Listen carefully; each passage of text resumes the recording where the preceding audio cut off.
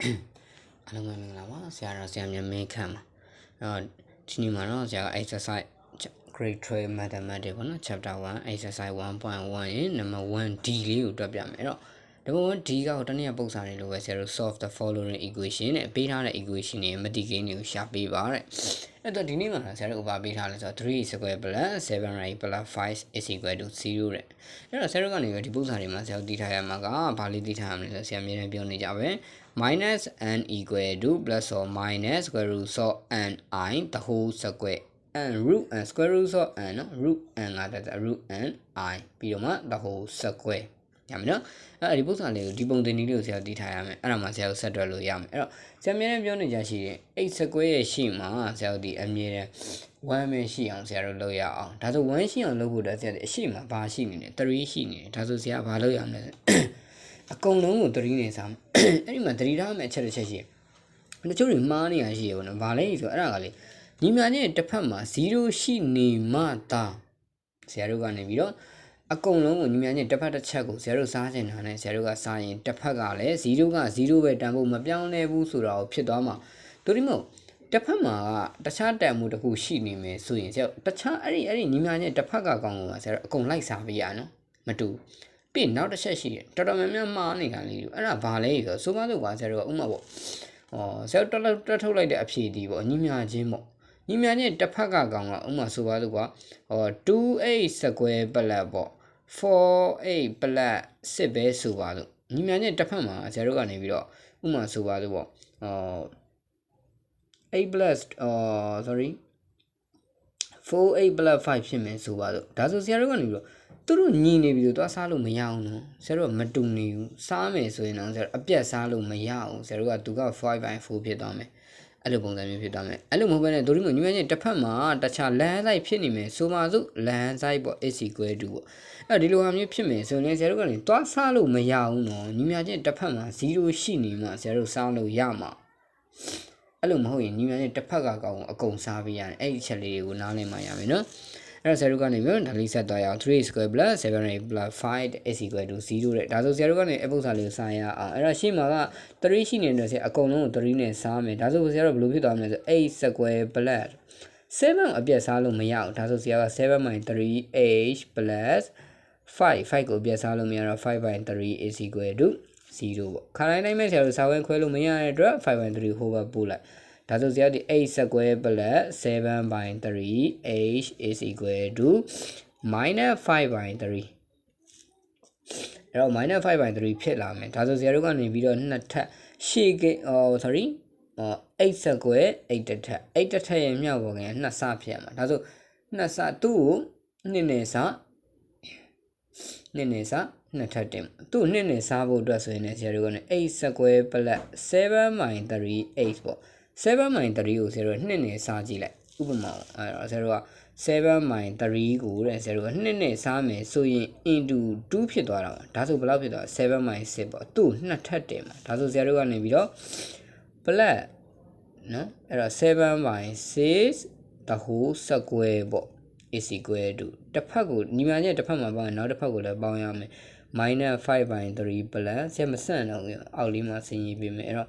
7/6 the whole square ပေါ့အဲ့ဒီဒီနားလဲထားမယ်နော်အဲ့တော့ဆရာတို့ကနေပြီးတော့7/6အဲ့တော့ဆရာတို့ကနေဒါလေးကိုဖြည့်ရအောင်ဒါလေးကိုဖြည့်မယ်ဆိုရင်ဆရာတို့ဒီဘယ်လောက်ဖြစ်လာမလဲဆိုတော့ h plus 7/6ပေါ့အဲ့တော့ h plus 0နောက်ကယူမှာ7/6အဲ့ဒါကိုမှ the whole square is equal to အဲ့တော့ဆရာတို့ညီမချင်းတစ်ဖက်ကိုရှင်းရအောင် minus 5/3 plus 9 နှစ်ထပ်ဆို9 49အဲ့တော့6နှစ်ထပ်က6 36ဒါဆိုပြီးပြီလားမပြီးသေးဘူးညီမချင်းတစ်ဖက်ကိုဆရာတို့ရှင်းရအောင်အဲ့တော့ညီမချင်းတစ်ဖက်ကိုရှင်းမယ်ဆရာတို့တစ်ဖက်ကိုဘယ်လိုရှင်းမလဲဆိုရင်ဆရာတို့ကနေပြီးတော့ပိုင်းတီလေးညှိရအောင်ဆရာတို့က minus 5/3 plus 49/36ဒါဆိုဆရာတို့ကနေပိုင်းတီညှိအောင်ညှိဖို့36နဲ့ညှိမှာပဲရမှာပေါ့ဆရာတို့ငငယ်နီးလေးပဲပေါ့နော်ဒါလေးကတော့ calculator မှာနှိပ်ရင်တော့ထွက်လာမယ်ဒါပေမဲ့ဆရာကနေအသေးစိတ်လေးလုပ်ပြပေးမယ်ဒါလေးတို့သိချလိုက်ကြည့်မယ်ဒီပုံစံဒီဥစ္စာလေးအသေးစိတ်ကစာသိနေမှာဆရာတို့သင်ချာကတွက်ရတာလွယ်လာလိမ့်မယ်နော်အဲ့တော့36 36ဆိုတော့ဆရာတို့ဘက်ကနေဒီမှာ3ပဲရှိတာ36ဖြစ်ဖို့သူ့ကိုဆရာကဘာနဲ့မြောက်မှရမှာလဲစနစ်3နီး36ဆိုစနစ်နဲ့မြောက်မှရမှာအဲ့တော့အောက်ကိုစနစ်နဲ့မြောက်အပေါ်လည်းစနစ်နဲ့မြောက်မယ်ဒါဆိုအောက်ကပိုင်းကြီးတစ်ခုတည်းယူပြီးဖြစ်တဲ့အပေါ်ကိုစနစ်နဲ့မြောက်5စနစ်လီစနစ်5လီ60ဒါဆိုဆရာဒီ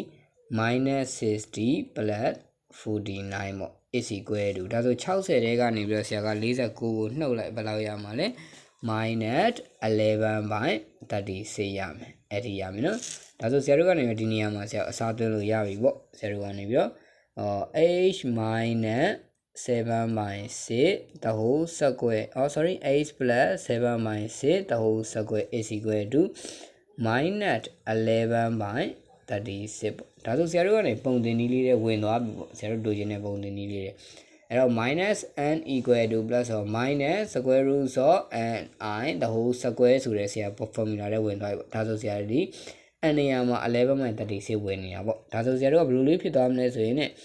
8 plus 7 by 6 the whole square is equal to plus or minus square root of 11 by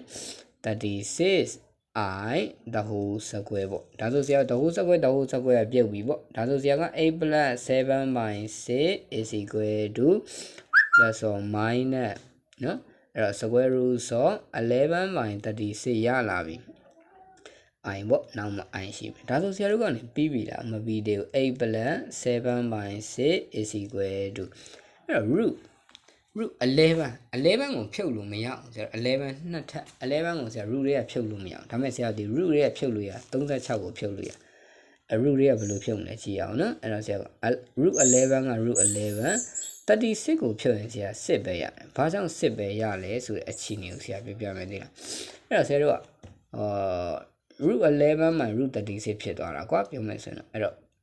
ဒါနှုတ်လေးပေါ့နော်ဒါလေးသိထားမယ်အဲ့တော့ဆရာတို့ကroot 11 by root 36ဖြစ်သွားအဲ့တော့ဆရာတို့ကလည်းသူ့ကိုဆရာတို့တစ်ခုချင်းစီဖြည့်ချroot 11 by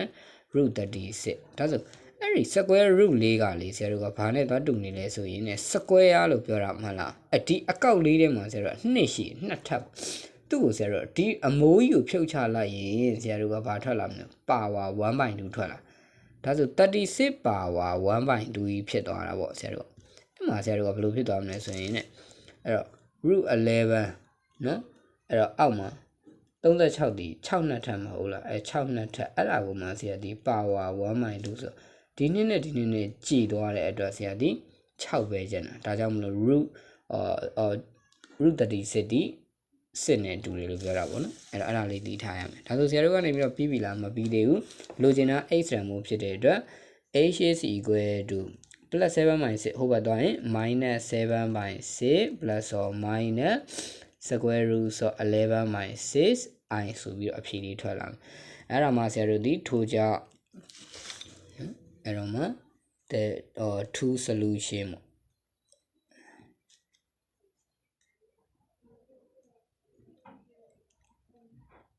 two solution are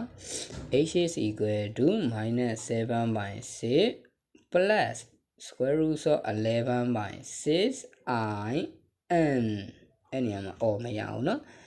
h is equal to minus 7 by 6 minus square root of 11 by 6 I ဆိုပြီးအဖြေလေးထွက်လာကဲဆရာတို့ဒီနေ့မှာတော့ဒီပုဒ်စာလေးကိုနှီးကုံချုပ်လိုက်ပြီနော်